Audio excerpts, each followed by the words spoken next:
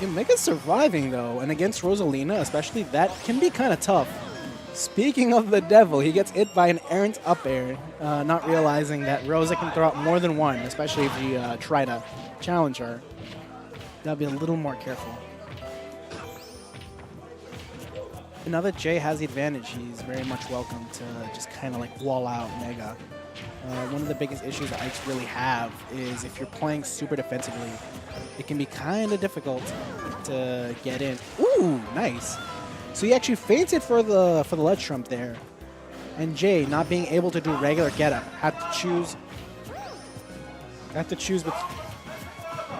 between either trying to jump off the ledge, do an attack, or roll in. And he read the roll in and did the F tilt. That was great.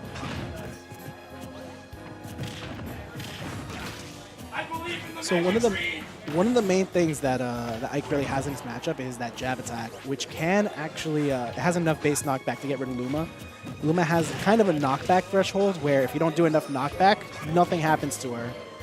But once you do enough damage to her, she starts taking more knockback, and at that point, you can kind of knock her away. Ike has a lot of high base knockback moves, so that kind of helps him in this matchup specifically.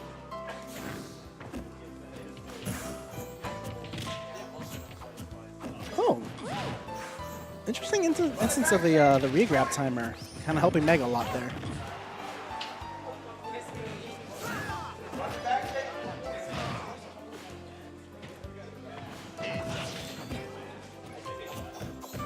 Mega's looking for his opportunity to get in. I actually really like the empty hops and the patience from Jay. Jay knows that even if he does back air, he's not necessarily going to be safe doing it, so he has to be like super careful each time he tries to do it. Oh no! That could have been the stock if Mega was a little bit closer. If he actually got the grab, that probably would have been it.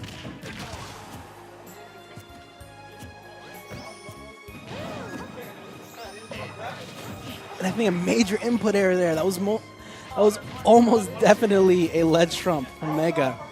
That ended up putting him in a bad position. He gave up all stage control there. And now that Jay has stage control, he's going to have a much easier time taking out Jay.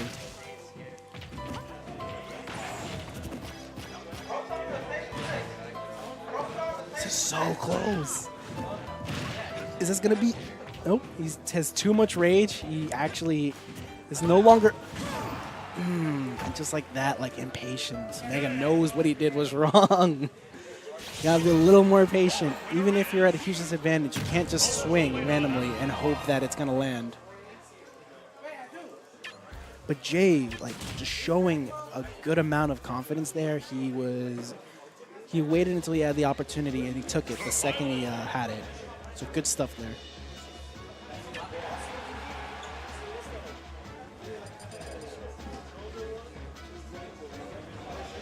All right, Mega opting for Battlefield. There's lots of reasons why I could actually prefer this stage over most.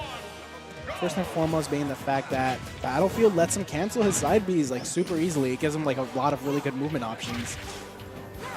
It's not something he can really do on FD, at least not without a lot of risk.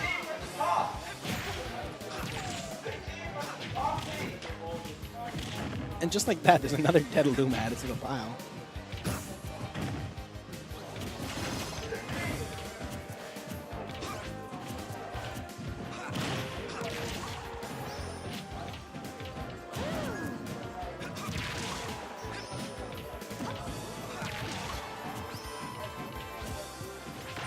They're kind of showing why it's really tough, why it can be kind of tough to fight Ike on this specific stage. Approaching any character that has a lot of lingering hitboxes, especially in the air, can be super tough. But the same kind of also goes for the reverse. Rosalina has a lot of tools to keep people out, especially when they're trying to approach from the ledge.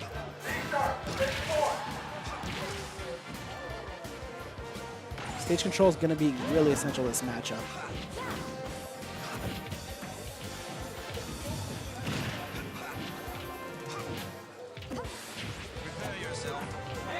This man just taunt. This man just taunt.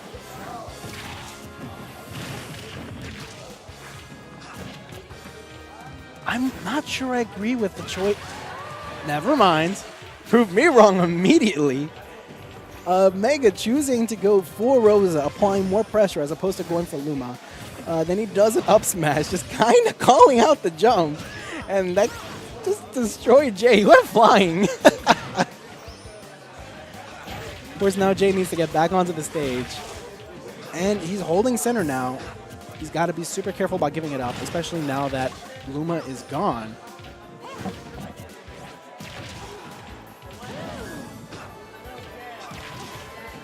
Yo, Mega's putting in some work. Good stuff, guy. Oh yeah, taunting is a debuff in most of Smash, but here it's actually a good way to win instantly. People will just get completely thrown off, apparently. Especially if you just do it randomly in the middle of a match at close quarters. Like what, Mega?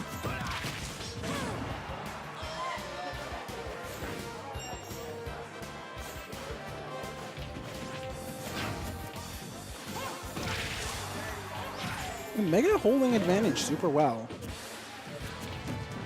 I'm sure if Mega takes this game, it's very likely that Jay's going to try to go for any kind of flat stage, maybe even FD.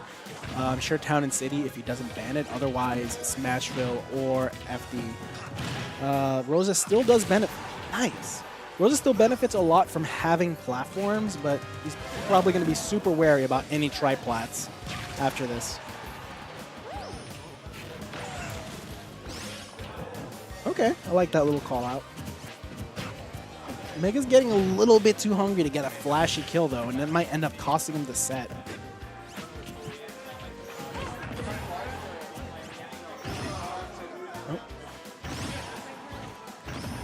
Oh, Jay has an opportunity to take the set right now. Of course, at this point, if he gets so much as grabbed by Mega, there's a good chance he's gonna lose his stock. So he's got to be super careful. No, he hit him with that. Oh, this poor man. Let's just look at that one more time. This whole match, Mega had advantage, and Jay was kind of like making his way back.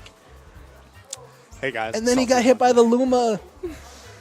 That was it. Yeah, and that's especially a little bit demoralizing for me. Mega is my crewmate, part of the NYU crew, and I walk in and see that happen. Mega was doing so well, too, until he stopped doing so well.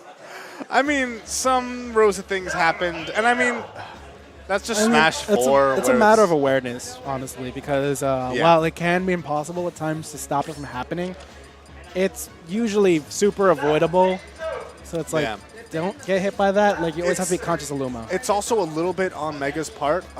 Also because, I've heard him say that that matchup is even, specifically because Ike can just kill Luma with so many options. And you saw at the end there, like, he would hit Luma, and it would be like he would either, like, commit too much to that one hit.